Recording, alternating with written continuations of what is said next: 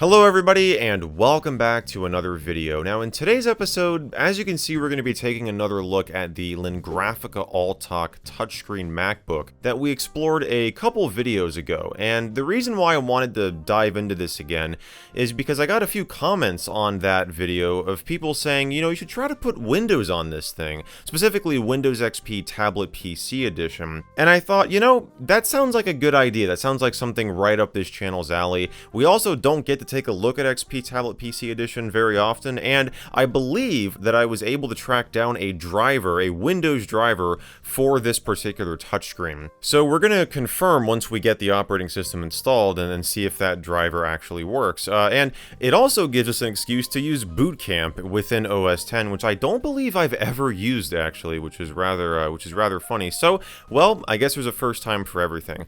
So first thing we're going to do is pop in our XP Tablet PC. This is the 2005 edition, as you can see. And we'll just start up the Boot Camp Assistant from Spotlight there. And here's the slider we get where we can just give Windows like a whole ton of space on this hard drive. We could also split it evenly if we want to.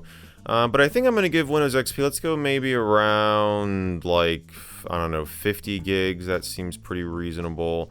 So we'll go 50. Can we get to 50? 50, there we go. So we'll hit partition. And there we go. So it tells us to insert our Windows installation disk, click on start installation, and I think it will just restart, right? And here we are. So I'm sure you guys have seen this like a million times on this channel by now, and I think I say that like every time that I install Windows XP because we've done it so many times, but hopefully it doesn't get too repetitive for you all. But yeah, so we're going to select our Boot Camp partition here and format it using NTFS Quick. That's fine. Oh yeah, and if you're wondering about the XP Professional branding up there, that's because if you didn't know, Tablet PC Edition is actually based on XP Professional. They just kind of, you know, put all the tablet stuff on top of it. So yeah, that's why we've got that there. They just never bothered to change it to XP Tablet PC Edition because they probably didn't think it was necessary, because that's the thing. You weren't actually able to buy Tablet PC Edition. It was not sold like as, you know, just an operating system to the consumer like Home and Professional would be. You could only get this with OEM systems, so, you know, Windows XP tablets. And now, actually, let's see if it boots off of that partition automatically, which I would hope that it would, but it may just try to boot off of the regular OS X partition, or the CD again, who knows. I think it's, yep, okay, so we're not going to boot from the CD, and we're just going to let it boot from the Windows partition. There we go, look at that. You know, I am curious. Oh my gosh, look at that. It has recognized the touchscreen right now before the system is even fully installed. Of course, the calibration and everything is way off. But yeah, that's one thing that I was wondering. I was like, is it just going to be able to detect the touchscreen hardware and use like some default driver?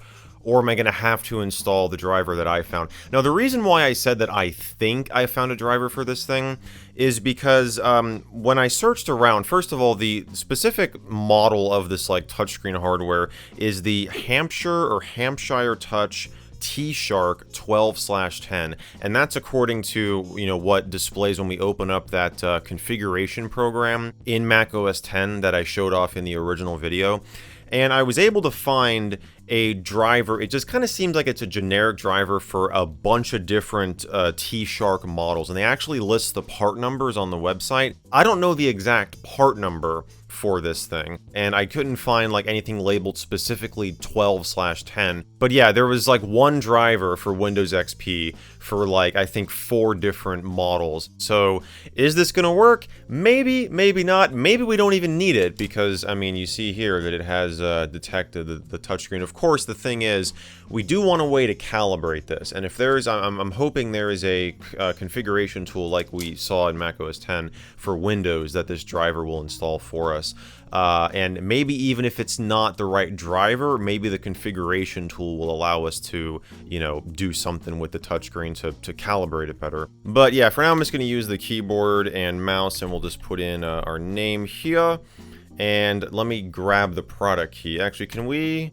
we don't have to enter a product key now. Look at that. You know, I don't think I've ever seen this screen in a Windows XP setup before, where it lets you bypass the product key entry.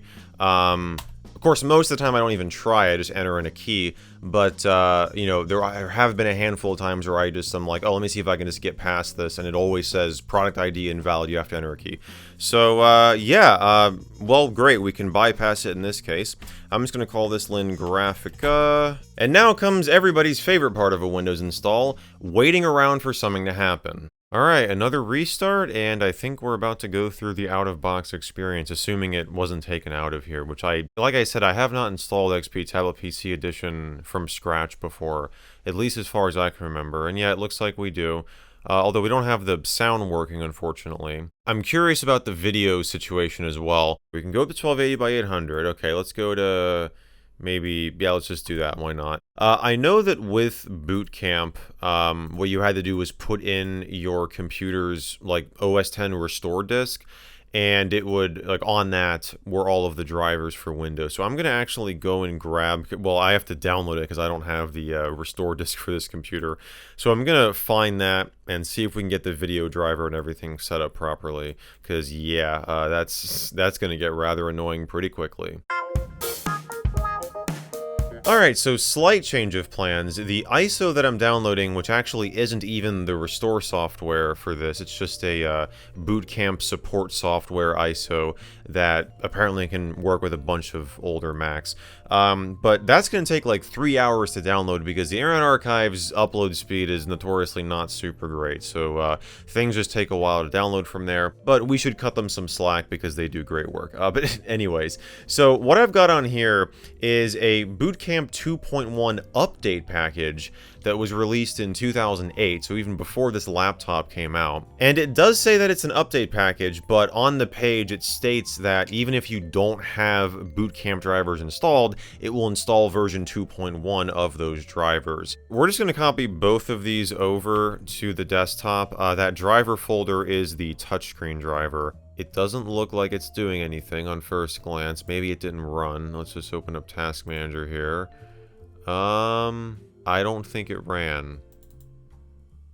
There it is, now it's running. This does look like a self-extracting archive, but as of right now, it's not even doing anything. That's certainly interesting. Oh, look at that, it recognizes... I'm guessing this is the webcam here? Yep, that's exactly what it is. Hey guys, so... yeah, we'll just get out of that for now. But yeah, so this is not running for some reason. I don't know, compatibility mode for... we don't want to do Windows. I mean, it's supposed to run on XP. Oh, and this is an updated version of Tablet PC 2005 because it's Service Pack 3. So yeah, you see the copyright date there is even 2007. But I'm starting to... Wait, is this not even... Like, where's all the tablet stuff? I don't think this is Tablet PC Edition. What? Alright, so after doing a little bit of research and searching around online, I think I might have an idea as to what's going on here. So the interesting thing is, if you go to the Internet Archive and search for XP Tablet PC Edition, there's a bunch of different listings for it, right? If you go into some of them, there will be reviews from people, and some of them will say on the same listing, this is great, it's XP Tablet PC Edition, it works great, it's got all the tablet stuff, and you'll have other people that say, this is just XP Pro, I installed it, there's no tablet stuff, it identifies itself as XP Professional and WinVer and everything, it's just XP Pro. So what I think is going on here, and I could be completely wrong, but my best guess is that when Tablet PC, when it's going through its installation process, it must do some type of hardware check, maybe by checking hardware IDs or something like that, to see what device it's being installed on. And if it's being installed on like an approved list of devices, actual tablet PC hardware that it would have come pre-installed with at the time, then it installs normally and just has all the, tablet stuff and it works great. But if it detects it's being installed on something else, it just installs XP Pro and leaves all the tablet stuff alone. Because, you saw if we go into my computer here, this is an XP Tablet installation disk. It says XP Tablet here in the drive label. If we go in here to explore, go into components, there's a Tablet PC folder in here with all the tablet programs and everything. It just did not copy them over to the hard drive. So I'm thinking that that's what's going on. I wasn't able to verify that for sure because I couldn't find like a concrete answer. I did find a few forum posts and I think one Reddit post from, years ago where somebody, experienced this same problem, and everybody's just kind of like, maybe go into add or remove Windows features and see if you can get them installed from there. So I'm thinking, like, we could try another version of tablet PC, maybe the pre-2005 one, but I think it's just going to do the same thing. So what I'm going to do to get around that is to actually not install XP Tablet PC Edition at all, and instead install an unofficial Windows version that you guys, if you've been watching this channel for years, you might remember when I did a video on this back in like 2018 or 2019. We're going to be checking out Geek XP. Now, Geek XP, the kind of neat thing about this is this was sent to me by a viewer of my channel, 360 Alaska, who got in contact with me, and I don't believe this had been released anywhere prior to that.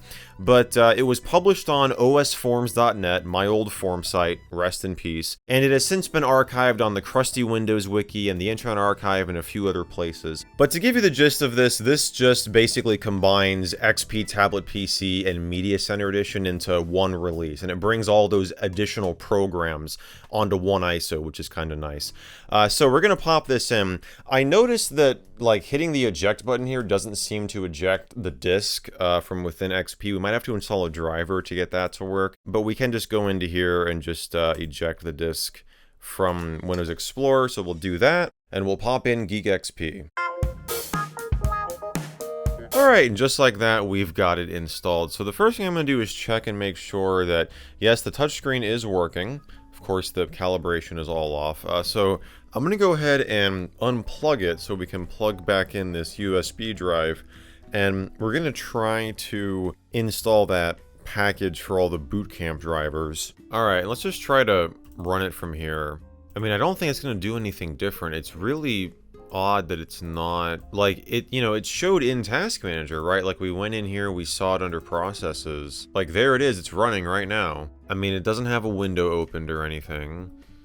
I guess we can just let it sit here and, you know, do its thing. Because, I mean, I would like to get, and yeah, there, it just closed. Is it extracting stuff somewhere, maybe? I mean, certainly not in the same folder. And having it on the desktop in the previous install didn't make any difference. Maybe in the temp directory? Bootcamp UI succeeded. Okay, so it did drop something in temp. No driver files, though. Yeah, so that's interesting. Let me check the status of that Bootcamp ISO that I was downloading. It's still downloading. We got like 41 minutes left, so yay. But I guess in the meantime, let's go in here and I'm going to copy over the touchscreen driver, and we'll go in here and try to install this and see, you know, if this is even the right driver. Now, this one is apparently it's for USB serial and PS2 because this company sold different touchscreen interfaces. So let's see. We'll do next. The license has been modified. And okay, and it just closes. That's cool. What? Like, how did the license get modified? Okay, what does it say under README? Yeah, this is the, so this is for 98SE Me 2K XP Universal Driver from 06. So that does predate the release of this machine, but we got a changelog and everything. Okay, but let's go into USB here. And, you know, so we've got, yeah, these are all like driver files here. So if we go into Device Manager. Oh, you know what I just realized? I don't have the touchscreen plugged in. I'm curious now that we have it plugged in, maybe we can try to run this again. Maybe this will make a difference. No, it won't. I mean, is there anything in here? Video controller, SM bus controller, network Ethernet coprocessor, built-in iSight, Bluetooth USB host controller, 4 audio devices. Do we have, like, human interface device? Okay, I found it. It's one of these USB human interface devices because when it's unplugged, we have 1, 2, 3, 4, 5, 6, 7, 8. And when we plug it in, we have 1, 2, 3, 4, 5, 6, 7, 8, 9. So we got to figure out which one of these it is. So this is USB optical mouse. This is T-Shark analog resistive. There it is. So let's go update driver, install from a specific location, and we're going to select the driver folder, USB. Oh, there we go.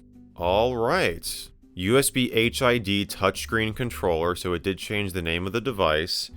And, of course, the, you know, calibration and everything is off.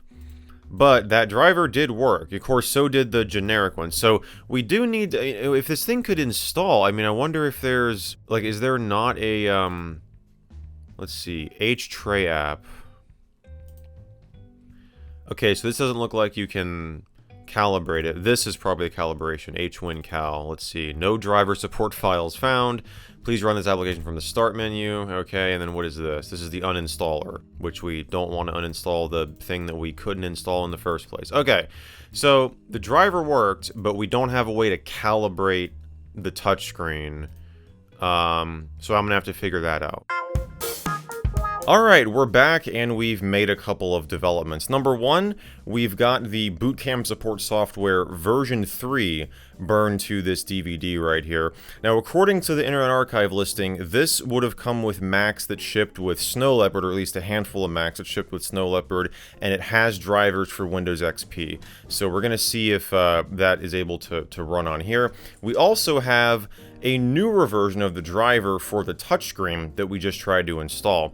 And this was actually on that same page where I downloaded this driver from, but it was just labeled as a Windows 7/XP driver. So we're going to unplug the touchscreen and we'll plug back in this USB thumb drive. So let's see, we hit next. The license has been modified. Like, this is so annoying. What if we just rename, like, is this the license it's talking about? The license was not found. Okay, so it is this, but apparently it's been modified and it doesn't like whatever that it's trying to... Oh, okay, wait a second. Look at that. What is all that gibberish on the end? I wonder if that's probably what it is. How the heck did that... I mean, that was just there. I mean, I did not edit this at all. So, what if we just get rid of this, save it, just get rid of that whole line? I feel like it's still going to complain about it being modified. License has been modified. Okay, so we just have to, I guess, find the original text that finished this here. Is this the only line that has this? Like, I don't see nothing up there. Yeah, and here's the license to the older version, and you see it's got that exact same thing going on there. So, I have no idea how it got like that. Okay, I've made a discovery. This file, opening it up on my Windows 10 machine that I downloaded the driver on, it shows up just fine. You don't have that gibberish at the end. So evidently, both times with both of these drivers, copying it over to the USB drive and putting it on this computer caused the license to get corrupted somehow and, you know, overwrite some of the, you know, the data at the end of that file, some of that text, and replace it with gibberish. This is the license. I just copied the license file itself without anything else over this USB drive. And yeah, it's totally fine now. Look at that. Look at that. That is very interesting. I feel like I've said that a lot throughout this video, but it really... Alright, so we're going to go in here, we're going to get rid of this license, and we're going to copy this one into the folder, and then run the setup again. Like, what? What would have caused that? I mean, seriously. The file was extracted. I didn't copy the zip over here and then extract it on this Windows XP computer. It was the same exact file. And now just copying the license over by itself, just that file, it copied over successfully and everything displayed properly. Okay, we're just gonna roll with it, I guess. So we have 12 or 10-bit controller. I assume that's what the 12/10 is in the model name. And this is obviously a USB controller. So we're going to actually, let me cancel out of this. Let me copy over this folder to the hard drive so that I can plug in the touchscreen. And I do want to see, did this license get screwed up from copying over? Nope. There it is. Of course, this is utilizing the existing driver we have installed. So we'll run the setup again, accept the terms, USB, automatically start the tray application, yes, and let's let it do its thing. Setup is now complete. Alright. Do we now have, obviously it's, you know, detected the hardware, and it works, of course it's just way out of whack, but do we have the control panel? It actually opens up, calibration, begin calibration. Oh, we have to hold it there. Okay, release, press, hold, release. I'm gonna have to do this 4 times, I imagine. Look at that! Let's frickin' go. Alright, we're gonna accept that. And that, my friends, is a fully calibrated touchscreen working under Windows XP, which is just Really, really awesome, especially after going through all this nonsense. So, this I thought was the thing that was going to take us the most time, which hopefully it is, because we still have to install the boot camp drivers for the video and audio and everything. And, you know, hopefully we won't run into any issues with that. So I'm going to go and eject the disk that we have in here. I will, by the way, leave a link to these files down below so that if anybody else happens to have one of these Lingraphica MacBooks and wants to put Windows XP on it, or Windows 7, because this driver that I installed is the newer one that also works under Windows 7, you could totally do that. And, you know, apparently that legacy driver works even like all the way back to Windows 2000 and Windows 98. So, maybe that's a future video idea for this thing. Putting Windows 98 on a computer that was never designed to run it, and then try to get the touchscreen working. That would be really fun, wouldn't it? But anyway, we're gonna let it go through the Boot Camp installer here, and Apple software update for Windows, sure. Wait, is that all this? There's no way. Oh no, okay, installing Boot Camp. It should still, built-in eyesight, there we go. Okay, so this should, theoretically, have all the drivers on it. Wireless, alright. I'm really looking for sound and video. Those are the main two things that I care about. Intel graphics, there we go. And ATI graphics. And there's the audio, perfect. And Realtek audio, which, so yeah, it makes sense that this disc was distributed with like a few different Macs. So that's probably why we've got a whole bunch of, you know, drivers, like multiple ones for audio and video and everything. But it just seems to be installing all of them on here. Hopefully we won't have any driver conflictions. Apple Cinema Display, yeah, it's really installing everything here, isn't it? All right. So, yep, we're definitely going to have to restart. Makes sense. And I just heard some sound, by the way, so that's great. Alright, we've logged back in. We've got a Boot Camp help window opened up. It still seems like it's using the generic display driver, though. Let's go into properties here and see what we have going on. Yeah, okay, that's not looking good. Let's try Device Manager. Okay, so did it, like, I mean, it installed the sound driver. Because we have, yeah, so sound is working, but evidently did not get the video driver. Yeah, we don't even have the video category right now, so this video controller, yeah, it's still not installed, it's just using a generic thing. Let's try to see if it can find it. And while it's doing that, it is searching the disk. I can hear it spinning up, but I just want to go in here to my computer and see if we can browse. Oh, is it doing something? Cannot install this hardware. Yeah, kind of what I expected. Let's go back into Camp Boot. Okay, so I just double checked. This thing has an NVIDIA GeForce 320M graphics adapter inside of it. And there is an NVIDIA Graphics Mobile XP folder on this disk. But I also went ahead and got the driver directly from NVIDIA if this doesn't work. Because I'm guessing this did not install.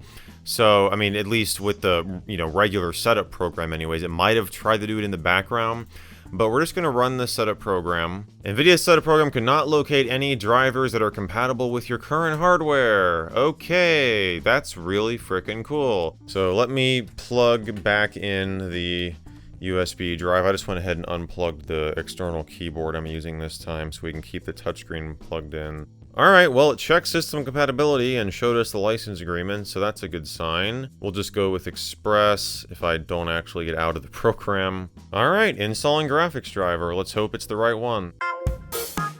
Oh my gosh, something actually worked for once. That's awesome. Okay, so we got, yeah, there it is on NVIDIA GeForce 320M. Let's frickin' go. So, okay, we're gonna just lower the resolution a little bit. But yeah, that's just, you know, the windows move smoothly like they're supposed to. Alright, and that finished up. So, yeah, I mean, here we go. Now, do the buttons on the... Yes, check that out. Well, okay, they sort of work. We get the, like, screen overlay, but this doesn't actually adjust the brightness at all. Does the volume work? Let's see. The volume does work, and we even get that same sound that you get on OS X. So that's cool. Let's see if we can... What do all these buttons do? Like the one for dashboard and everything. Oh, that opens up search. So that's F3 that opens up search. That's the brightness stuff. F5 is obviously going to be refreshed. Now our media controls. Let's see if they work. Let me go into my music and just open up something in media player. Oh, we have VLC on here. Yeah, that's right. Unfortunately, I'm gonna have to turn the volume down because copyright. But let's see. Pause. Yep, that does work. All right, and yep, restarting playback. You know, next track. That all seems to work. Okay, so now that we got all that taken care of, we can finally go into, and I might as well just use the touchscreen for this. Let's go into Inkball, and we can try to actually play some Inkball here, if I can actually be good at this game. So, for those who don't know, this game was originally included with XP Tablet PC Edition. You may recognize this from Vista. Of course, this resolution kind of doesn't make the game show up super well because it's actually off the screen there at the bottom. But yeah, this was kind of popularized with Vista because it was one of the default games. And, you know, you could play it without a touchscreen, but it was originally here in XP Tablet PC Edition. And it was, you know, made to be played with. In fact, you couldn't really even play it without the touchscreen because when you move the mouse pointer over it, it just kind of disappears. You can still, like, draw. You just can't see where your cursor is, and I don't think there's a way to change that in here. Yeah, so it was really just meant to be played with your touchscreen and nothing else. So I don't want to do that. I probably drew way too many lines up there. Oh no, that's going over there. Oh, I'm gonna lose. Yep. Ball entered the hole of the wrong colors. So let's see here. What we're gonna do is maybe just kind of section that off and then do that. And oh, I also hit the blue one. Look at that. And definitely not let that get in there. Come on. Up there. No. And we'll try to get this one down here. Come on. Oh, there's the blue one. Go. No, no, no, no, no. Oh, man. No, that was so close. Alright, let's try this again. It can definitely get pretty challenging. Oh my gosh. No, no, just stay. Okay, come on. It's like I want this one to go. There you go. Go down there and stay down there. Oh my gosh, that just went right through it almost. Holy cow. Okay, we're gonna like... There we go. Okay, that's probably in. Yep. And the blue one's kind of lost its momentum there. Let's see, is that just gonna go... That's gonna go right in. Check that out. So, we'll do maybe one more of Inkball. We'll also check out the Windows Journal. I realized that we actually don't have all of the tablet PC applications on here because we're missing the tablet PC input panel. That's one of the big ones. And there was also, I think there's a few other things missing from this too, but Inkball is like one of the major programs that I wanted to actually play on this thing. And, you know, because it really lets you use the touchscreen, you know, a lot. You are doing a lot of drawing of lines and everything.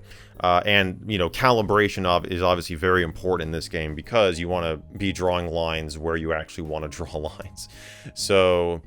Okay, I said I was going to do one more. Let's just do two more. Why not? And we'll see if we can... These are a lot easier because you just have one color ball. And that one's losing momentum there. You can also kind of like get behind it and, you know, just tap it like that. Sort of. Sort of. Let's see. Come on, there we go. Go in. No, go that way. There we go. So yeah, that's Inkball, and we'll try out Windows Journal. Now this was meant to be used with like a pen, you know, like a stylus, and with this being a resistive touchscreen, we can totally use just like, I got a Sharpie marker here. Don't worry, it's not open, but we can just write like, you know, hello world, and it sort of comes up there. It does not look like hello. We'll just write maybe MJD. You have to, you know, put a little bit more pressure on it. But yeah, MJD, hi, you know, this is so cool, man. So yeah, there you go. And you could also use your finger, but you know, it's just like, if you're not really putting a good amount of pressure, you're gonna have like that whole thing going on where, you know, your strokes are not gonna be complete.